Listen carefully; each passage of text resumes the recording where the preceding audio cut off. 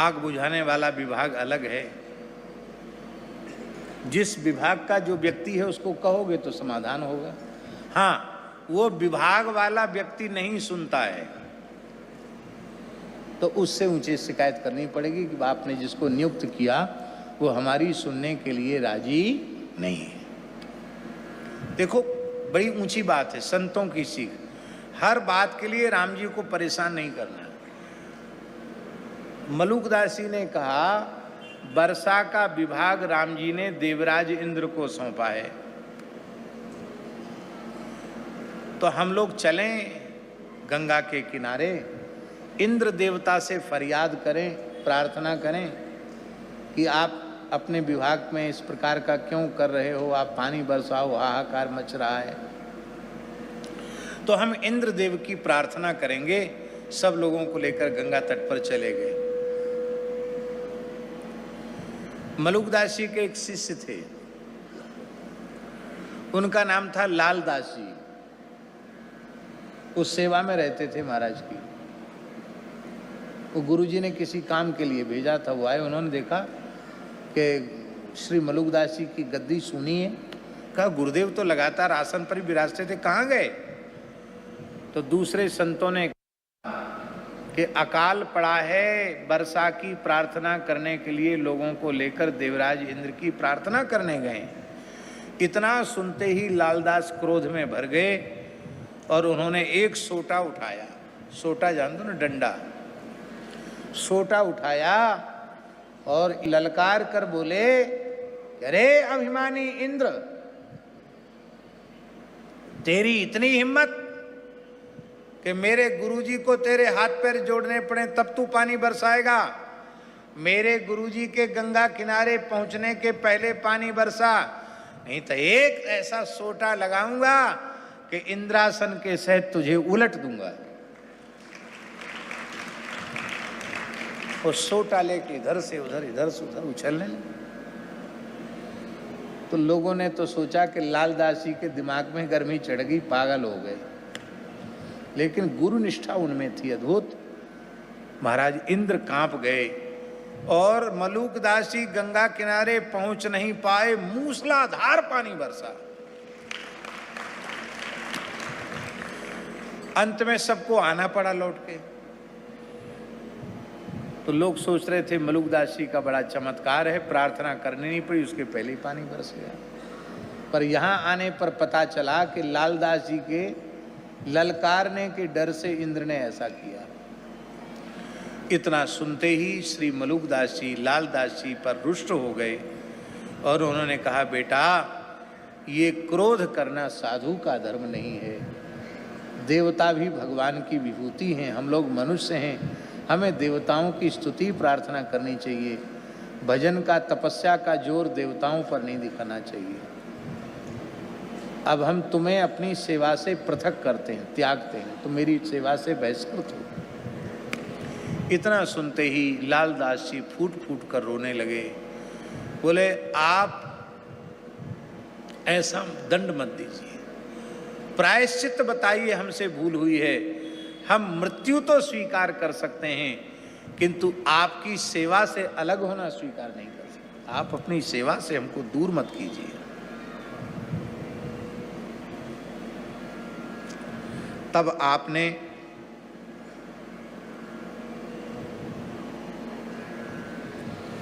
आदेश दिया, राम नाम का, मलुकदास जी ने आदेश दिया लालदास जी को कि श्री राम नाम का उच्चारण करते हुए 7 द्वीप 7 समुद्र सहित संपूर्ण पृथ्वी की परिक्रमा करके आओ तो क्षमा होगा। गुरु भाइयों ने सोच लिया, इतना बढ़िया उपाय बता दिया गुरु जी ने कि अब एक जन्म में तो ये संभव है नहीं, अब ये लौट के लगता अब जीवन में कभी आ नहीं पाएगा। पर लालदास जी दंडोत करके वहां से चले और मात्र 48 मिनट के भीतर लौट के आ गए। कितने मिनट में? 2 घड़ी 48 मिनट में। तो मलुकदास जी ने कहा कि लालदास तुम गए नहीं? नहीं गुरुदेव, आपने प्रायश्चित बताया था, आपकी आज्ञा से 7 द्वीप 7 समुद्र वाली संपूर्ण पृथ्वी की राम नाम लेते हुए परिक्रमा करके आया हूं।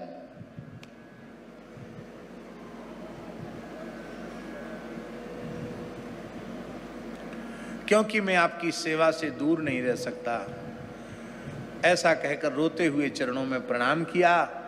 मलुकदास जी ने उठाकर छाती से लगा लिया, बोले रहो सेवा में। फिर सेवा करने लगे। दूसरे साधु सोचने लगे गुरुजी बड़े भोले, 48 मिनट में ये सब जगह घूम भी आया, इतना झूठा बोलता है। और गुरुजी ने विश्वास भी कर लिया। लेकिन उस समय मर्यादा थी। किसी ने मर्यादा के कारण महाराज से पूछा नहीं कि ऐसा कैसे संभव है। कुछ दिनों के बाद एक जहाज का व्यापारी आया। उस जहाज के व्यापारी ने एक बहुत बेशकीमती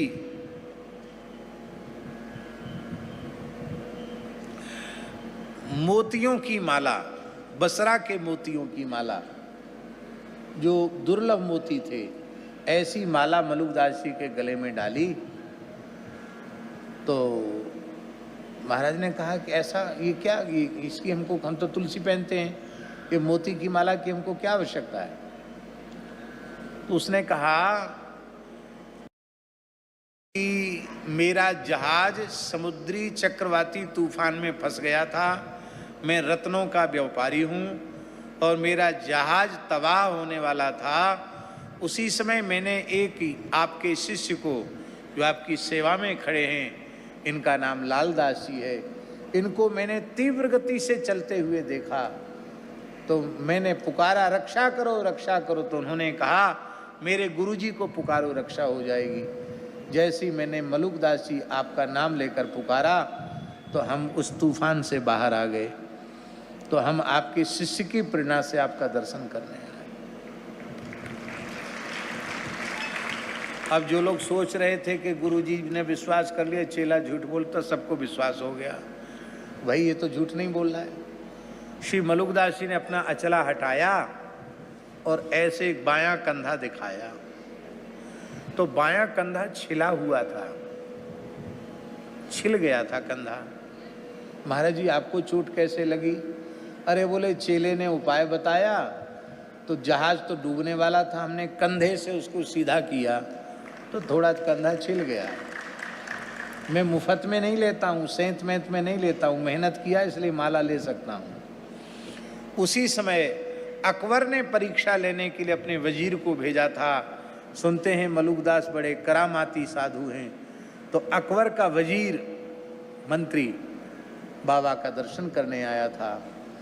उस वजीर के मन में आया कि यह इतनी बेशकीमती मोतियों की माला है कि जहां पनाह अकबर के पास भी ऐसी माला नहीं है।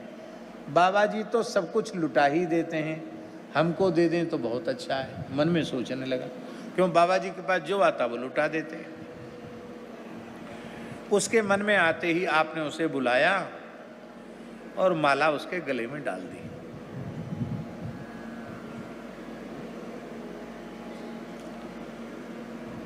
फिर अकबर ने बसरा के मोती सोने के थाल में भर के भेजे। इनका ये क्या करते हैं पता करो। कुंभ का समय था। आपने वैद्य को बुलाकर कहा कि आज श्री जानकी नाथ जी को जो पान भोग धराना है उसमें ये चूने वाले चूने का प्रयोग नहीं करना है। मोती को फूंक कर चूना बनाओ और वो चूना लगेगा राम जी के पान में और ठाकुर जी को बीरी भोग लगेगा और सब साधुओं को बांट दो। एक गरीब ब्राह्मण की बेटी विवाह के योग्य थी। ब्राह्मण आशीर्वाद लेने आया, सोने का थाल उसको दे दिया। ये घटनाएं सुन करके अकबर बहुत प्रभावित हुआ और मलुकदास जी के चरणों में नतमस्तक हुआ। मलुकदास जी ने 4 मुगल बादशाहों का काल देखा। 30 वर्ष अकबर का राज्यकाल देखा, फिर जहांगीर का राज्यकाल देखा, फिर शाहजहां का राज्यकाल देखा और औरंगजेब के राज्यकाल के 26वें वर्ष में उन्होंने महाप्रयाण किया 108 वर्ष की आयु में। और ये मलुकदास जी कोई दूसरे नहीं, मलुकदास जी महाराज श्री स्वामी अग्रदेवाचार्य जी के पनाती चेला, इनके गुरुजी श्री देव मुरारी देवाचार्य जी दारागंज प्रयाग अग्र स्वामी जी के नाती चेला और उनके शिष्य श्री मलुकदास जी। तो अब क्या है, अब आप विचार कर सकते हैं कि आधुनिक विज्ञान के जो यंत्र हैं, जो प्रकाश की गति से भी तेज चल सकते हैं, उन यंत्रों के माध्यम से भी सारे ब्रह्मांड की 48 मिनट में परिक्रमा संभव नहीं है। ये कैसे की? योग बल से की। ये योग बल लालदास जी में योग बल ऐसा नहीं, हमारे में आप में भी वैसा ही योग बल है, किंतु परमात्मा ने जो देव दुर्लभ मानव शरीर हमें दिया है, हम उसका ठीक से उपयोग ही नहीं कर पा रहे हैं।